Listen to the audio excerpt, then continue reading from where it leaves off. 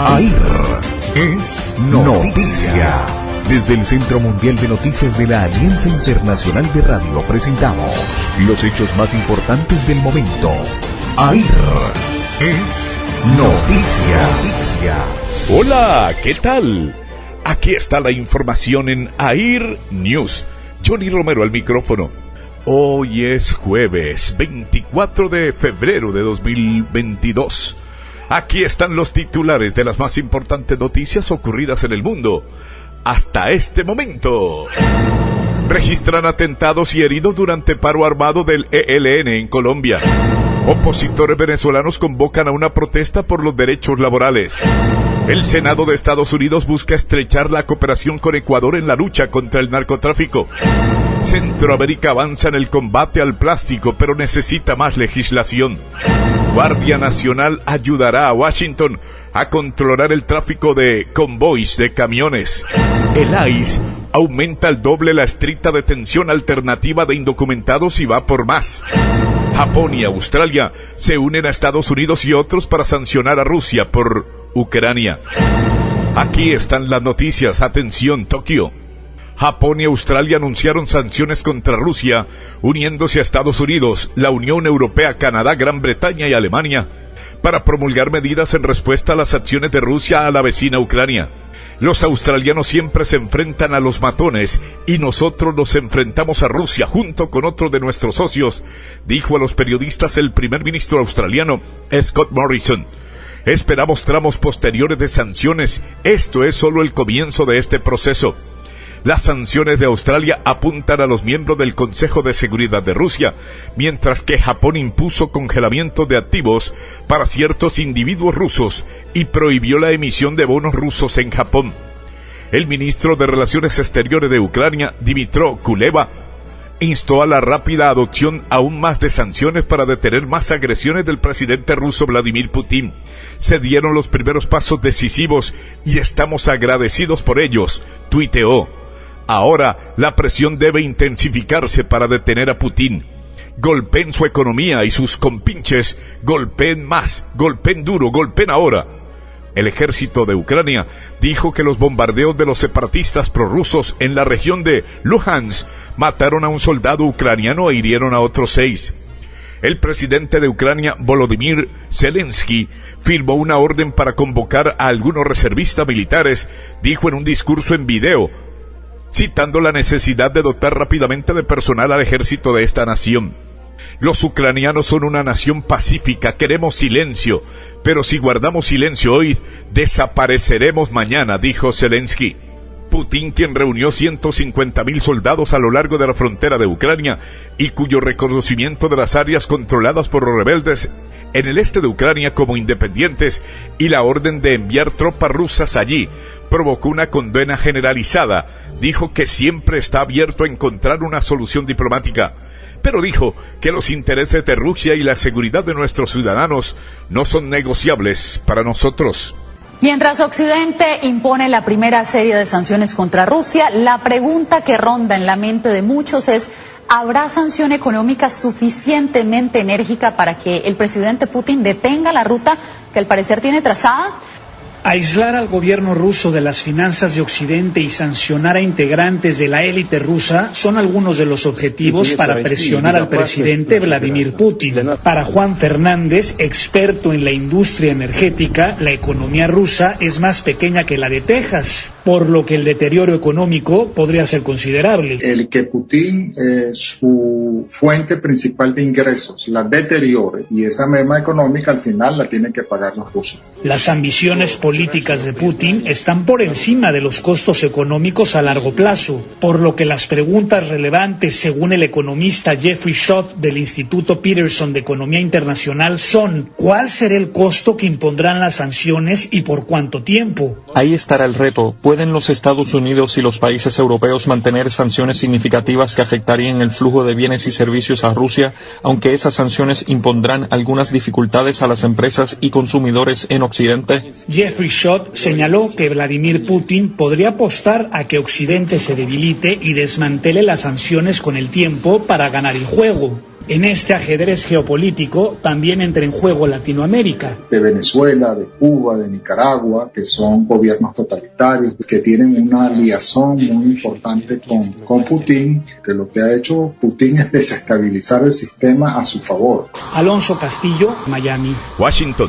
Cada vez más inmigrantes indocumentados están bajo los programas alternativos de detención de la Oficina de Inmigración y Control de Aduanas ICE, pues en un año se ha duplicado al tiempo que la vigilancia de estos no ciudadanos es estricta al tener que portar grilletes o GPS o ser monitoreados con otra tecnología en teléfonos celulares. Eso a pesar de que el número de inmigrantes detenidos por el ICE ha disminuido en febrero, indica un reporte del Centro de Información y Acceso de Registros Transaccionales de la Universidad de Syracuse en Nueva York. Ahora más migrantes son liberados bajo el programa Alternativa de Detención, el cual permite a los no ciudadanos permanecer en libertad condicionada mientras esperan una resolución en tribunales. El investigador del TRAC, Austin Kutcher, destacó que cuando el presidente Joe Biden asumió la presidencia habían 90,000 inmigrantes bajo ese programa, pero ahora hay más de 182,000. Estamos siendo testigos de un cambio profundo en la forma geográfica de vigilancia y control de los migrantes, escribió Kutcher. Criticó esta política de control de inmigrantes, pues se justifica en humanitarismo liberal, pero se sustenta en las teorías de una amenaza social, la mercantilización y el corretaje de datos personales. Kutcher retoma los datos publicados por ICE sobre el incremento de inmigrantes bajo ATD, las cuales no considera alternativas a la detención. Nueva York. Los dos fiscales que lideraban la investigación en Manhattan contra el expresidente Donald Trump renunciaron sin muchas explicaciones, pero con reportes de que el nuevo fiscal del distrito, Alvin Bragg, expresará dudas sobre la indagatoria. Esta acción es preocupante, pues los fiscales Carey Dunne y Mark Pomeranz estaban a punto de presentar su caso a un gran jurado, luego de varios meses de indagatorias, que incluso lograron obtener los reportes fiscales del expresidente tras un pleito en la Corte Suprema. Fue el de New York Times el primero en reportar la renuncia, luego de consultar a varias personas relacionadas con los hechos y solicitar comentarios a los fiscales mencionados. La comunidad indocumentada en California experimenta una enorme brecha salarial y si se trata de mujeres, la diferencia es aún mayor. Un nuevo informe indica que muchas de ellas terminan viviendo por debajo de la línea de la pobreza.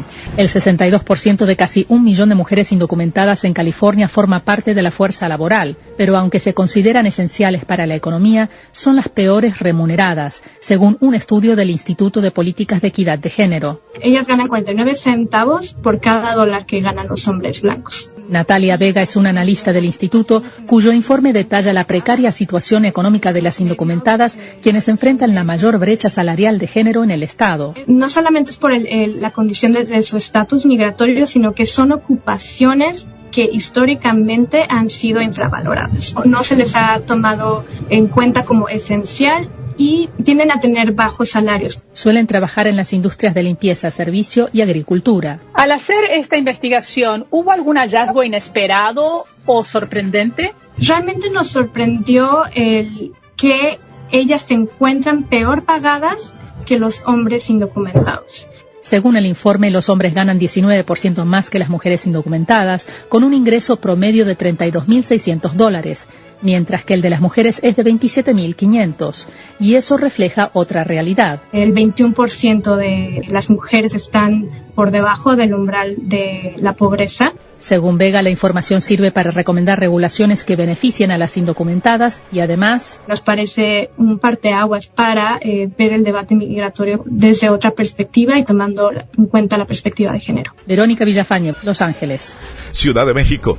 En la última década han sido asesinados 134 periodistas en México, Brasil, Honduras y Colombia. Y aunque esos países hay mecanismos para protegerlos, tienen graves problemas como su dependencia de instituciones ineficaces, falta de recursos o medidas inadecuadas o que se aplican tarde.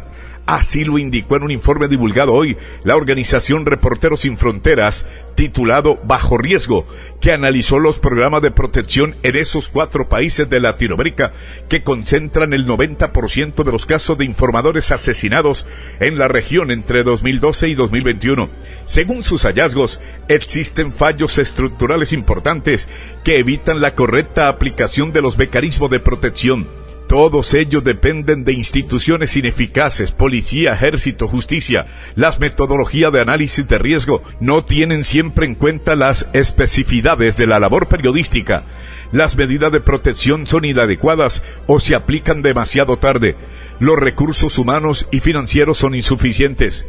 Ninguno de los 4 países tienen en cuenta las particularidades de las mujeres periodistas, extremadamente vulnerables en América Latina. Ignoran las formas de violencia de género que afectan a las mujeres, así como el impacto que las amenazas y agresiones tienen sobre ellas y sobre sus familias. El informe denunció también que los agentes estatales, policías, políticos, miembros del Poder Judicial, funcionarios y representantes del Estado en general se identifican casi siempre como los principales responsables de la violencia contra los periodistas y que falta coordinación entre los mecanismos y de protección y las fiscalías. Especialmente en Brasil y Honduras, las modalidades de tratamiento de los expedientes y la utilización de recursos adolecen de falta de transparencia y en general no se evalúa su eficacia. Washington. El Pentágono aprobó el despliegue de 700 soldados de la Guardia Nacional en la capital de la nación, mientras se prepara para los convoys de camiones que planean protestas contra las restricciones por la pandemia de la COVID-19 a partir de la próxima semana. El secretario de la Defensa, Lloyd Austin, aprobó la solicitud del gobierno del Distrito de Columbia y de la Policía del Capitolio de Estados Unidos, dijo el Pentágono en un comunicado ayer. Atención, Ciudad de Panamá. Centroamérica ha sido una de las primeras regiones en adoptar decisiones para combatir la contaminación por plástico, pero al igual que el resto del mundo, le hace falta más leyes y coordinación para enfrentar este problema global, afirmó un experto de la Fundación Mar Viva. El coordinador regional de contaminación marina de Mar Viva, Alberto Quesada, indicó que Centroamérica tiene la particularidad de ser de las pocas regiones del mundo cuya mayoría de los países tienen 2 costas, Atlántico y Pacífico, lo que redunda en que el impacto de la contaminación por plástico llega a ambos lados. Nuestra huella de plástico, aunque es considerable, no se compra con la del mundo desarrollado, pero nuestra afectación por mares contaminados por plástico sí es tremenda. Hoy en cualquier estudio en Centroamérica de costas, de desechos en las playas, de productos pesqueros, vamos a encontrar contaminación por plásticos, aseguró. Un reciente informe del Fondo Mundial para la Naturaleza alertó que la contaminación por plásticos ha llegado a todos los rincones de los océanos y que el 88% de las especies marinas están afectadas por esta, incluidas las consumidas por el ser humano. Los países de Centroamérica han sido los primeros en tomar decisiones para combatir la contaminación por plásticos, aseguró el ambientalista de Mar Viva, una organización creada en 2002 y con sedes operativas en Panamá, Costa Rica y Colombia. Guatemala aprobó una ley para castigar a quienes cometan delitos contra menores de edad a través de dispositivos electrónicos. La medida busca ponerle freno al abuso sexual contra los pequeños que a raíz de la pandemia pasan largas horas navegando en la Internet. La pandemia y el confinamiento permitieron que los menores tengan mayor acceso a Internet y por consiguiente sean más vulnerables a los depredadores sexuales que utilizan redes sociales para contactar a sus víctimas. Fácilmente nuestros niños con un celular, una tablet, una computadora pueden ser víctimas de personas que no tienen escrúpulos. Por eso fueron aprobadas las reformas al Código Penal que tipifican delitos cometidos a través de medios tecnológicos en contra de la niñez y adolescencia. La norma establece penas de 6 a 12 años de prisión para quienes seduzcan a menores por medio de las tecnologías de la información y para quienes amenacen a un niño con difundir material con contenido sexual propio de la víctima. Organizaciones sociales recalcan que esta iniciativa es un avance importante en la defensa de la niñez, porque ahora, más que nunca, la trata de personas a través de redes sociales es una dinámica constante. Hemos determinado cómo redes sociales tan habituales o comunes como WhatsApp o como Instagram, o inclusive estamos viendo casos que en Telegram también se han dado mecanismos de captación de niños, niñas y adolescentes. Y aunque las sanciones van de 6 a 12 años de prisión, cuando la víctima sea un menor con incapacidad cognitiva, la pena incrementará en 2/3 partes. Eugenia Sagastume, Guatemala. San Salvador, un grupo de mujeres salvadoreñas que recientemente fueron excarceladas luego de la revisión de sus condenas por emergencia de salud durante su embarazo, pidieron la liberación de una decena de procesados por casos similares en el país centroamericano. Kenia, Evelyn, Karen y Elsley, cuyos apellidos no fueron revelados por razones de seguridad, fueron condenadas a 30 años de prisión por el delito de homicidio agravado, pero entre diciembre y febrero fueron liberadas tras la revisión de sus casos. Ellas pasaron entre 7 y 13 años en la cárcel. Apenas cumpliendo mis 18 años, me privaron de la libertad por algo tan injusto.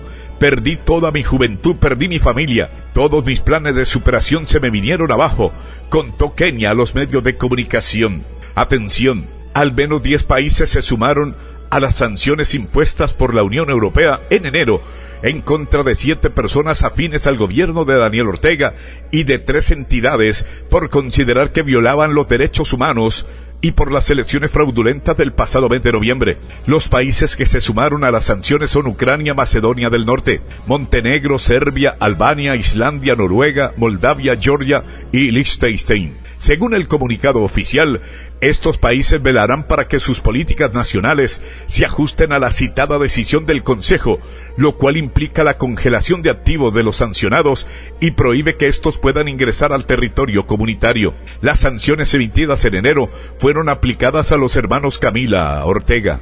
Managua.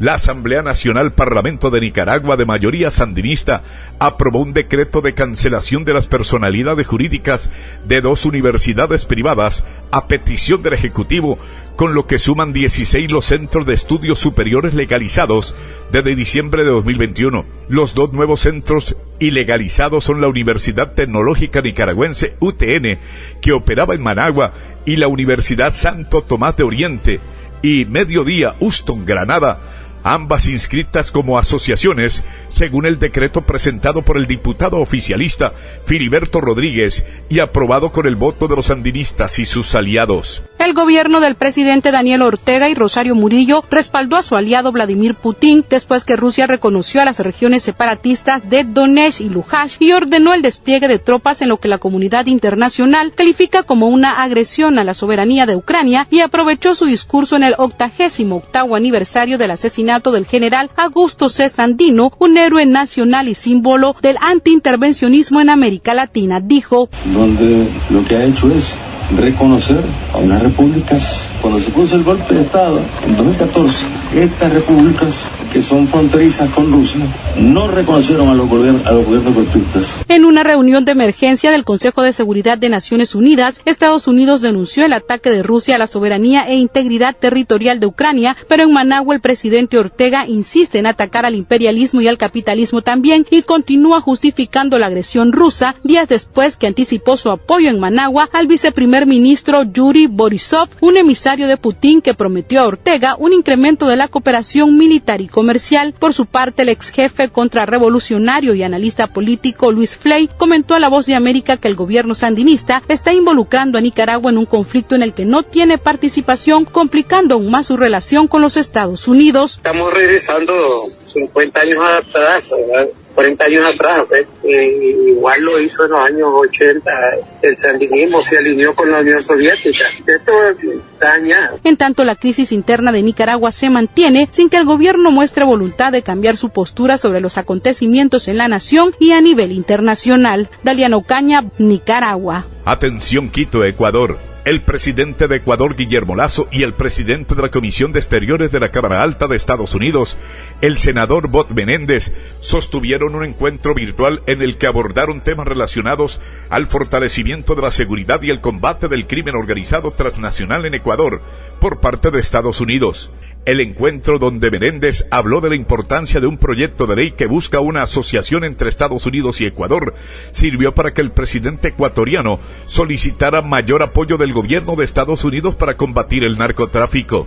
El mandatario apuntó que este era un tema de gran importancia para las dos naciones, ya que los efectos de este flagelo tienen repercusiones muy negativas para ambos. Un descenso en los casos de coronavirus en América Latina y el Caribe reporta la Organización Panamericana de la Salud. Sin embargo, el organismo estima que la cifra no es suficiente para eliminar las restricciones sanitarias.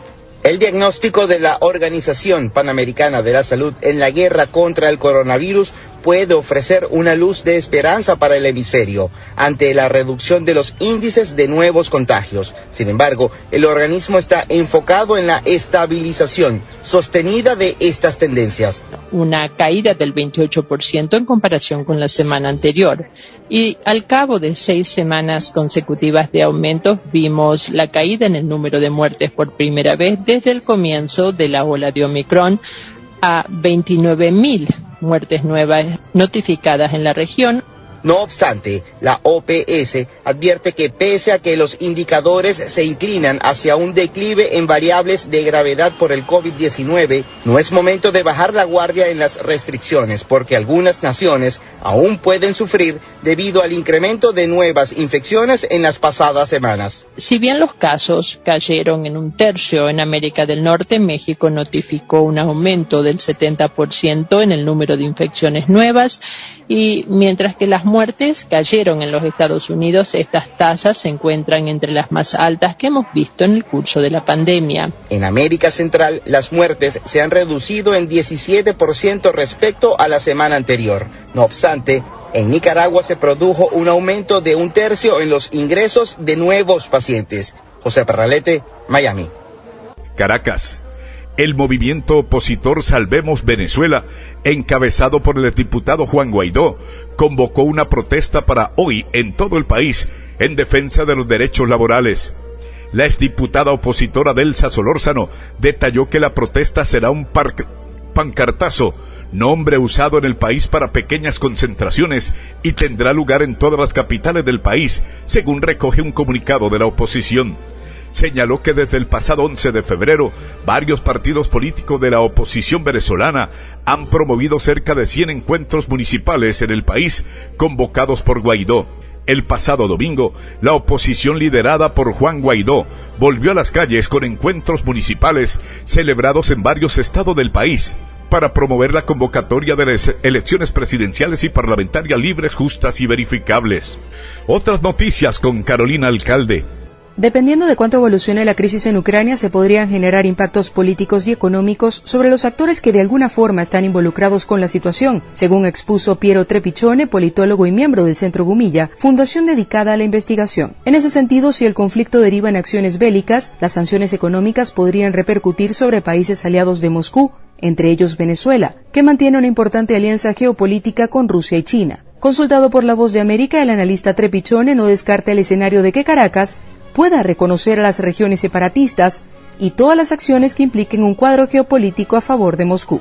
Es una posibilidad muy cierta, porque hemos visto la cercanía institucional entre el gobierno de Putin con el gobierno de Nicolás Maduro. Entonces, no nos extrañaría para nada. Respecto al impacto económico y al alza de los precios del petróleo por la crisis en Ucrania, el economista José Guerra considera que Venezuela podría resultar favorecida, pero en condiciones diferentes a otros países. Todos los países se están beneficiando, que exportan petróleo, cualquier otro producto que suba en medio de la crisis, pero se benefician más aquellos que tienen mayor capacidad de exportación, que no pareciera ser el caso de Venezuela. El presidente Nicolás Maduro reiteró el martes por la noche que su homólogo Vladimir Putin cuenta con todo el respaldo de Venezuela en la defensa de la paz de Rusia, y acusó a la OTAN de pretender rodear y destruir a ese país. El lunes, el parlamentario Diosdado Cabello dijo que Venezuela no se inmiscuye en asuntos internos de otros países, pero aseguró que Rusia tiene derecho a defender su territorio. Carolina Alcalde, Caracas.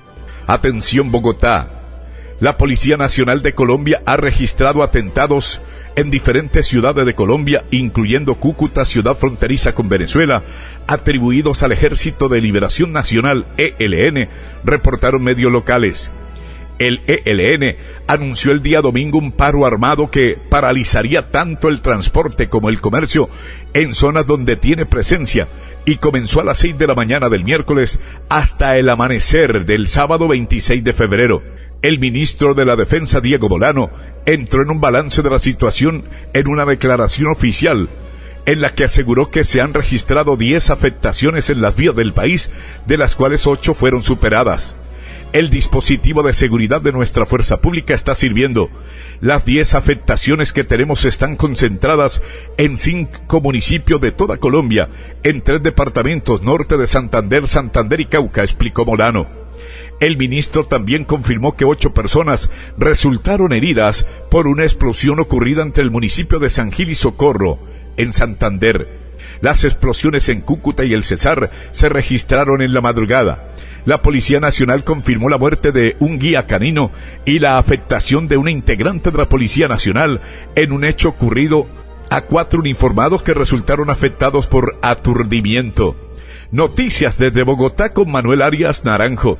El histórico fallo que permite a la mujer en Colombia recurrir a su entidad promotora de salud para interrumpir su embarazo hasta las 24 semanas de gestación tiene enfrentados a defensores y detractores del procedimiento. El presidente Iván Duque se mostró en desacuerdo con la despenalización y cuestionó el tiempo límite para interrumpir la gestación. Yo soy una persona pro vida y yo creo que la vida empieza desde la concepción. Esta situación no se puede convertir en que el aborto en Colombia se convierta en un mecanismo anticonceptivo. Sin embargo, y desde la otra orilla, la senadora progresista Angélica Lozano dijo que el fallo salvará la vida de muchas mujeres. Mujeres pobres que son las que se han sometido al aborto clandestino e inseguro. Por su parte, la senadora conservadora María del Rosario Guerra dijo que el fallo es un fuerte retroceso social. Y que lo que se termina afectando no solo es la vida del bebé que está en el vientre, sino la dignidad de la mujer. Entre tanto, el médico y congresista Roy Barreras señaló que penalizar el aborto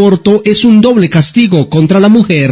Penalizar a una adolescente porque fue abandonada por machos irresponsables era un doble castigo absolutamente impensable. Es de anotar que en Colombia la Corte ya había despenalizado el aborto en 3 condiciones especiales: en caso de que el embarazo sea producto de una violación sexual, de que haya malformaciones en el feto o la vida de la mujer esté en riesgo. Manuel Arias Naranjo, Colombia. Amigos oyentes, por el día de hoy llegamos al final de AIR News. Viviana Isabel Herrera y Johnny Romero les acompañamos. Les invitamos mañana por www.elespectaculodelgolradio.com a nuestra emisión diaria de noticias. Que el Señor les bendiga. Hasta pronto. Bye.